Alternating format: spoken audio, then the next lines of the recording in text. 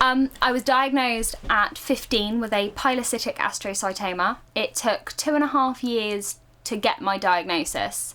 When I was 13, I came back from a school trip, middle school.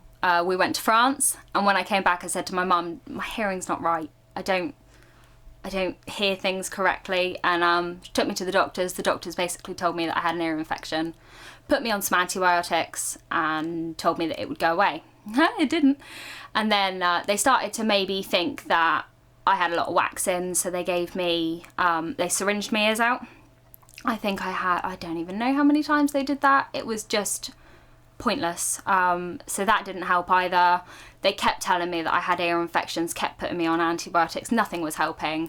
And then, yeah, it took 2 years, and then a locum doctor came along, just so happened to be there when I went in. I said, look, you know, still getting these ear problems, still don't feel like I'm hearing correctly. She looked back through all of my notes and said something's not right.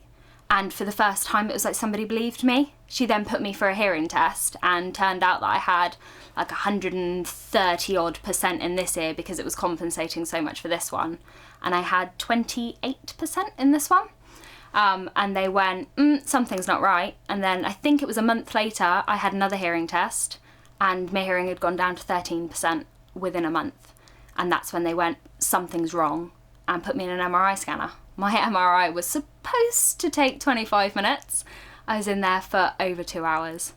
I had no idea. I fell asleep. It was fine. My mum kept on grabbing my leg, and so she would hear the noises. She'd realise when they had stopped like taking photos. She'd grab my leg and scare the shit out of me. It was atrocious.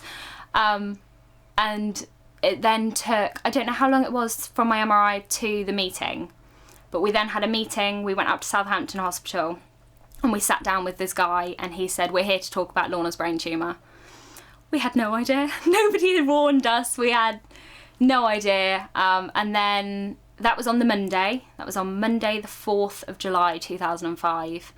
On the Friday, Mum had left a message on my answer phone machine on my mobile, which I picked up at lunchtime whilst I was at school, saying, by the way, you're going in for an operation on Tuesday, pretty much. And so skived off the rest of school, wasn't going to go to any lessons. I sat in a classroom with one of my mates until the end of school, and then I didn't go back until September. So I had a extra long holiday. It was fine.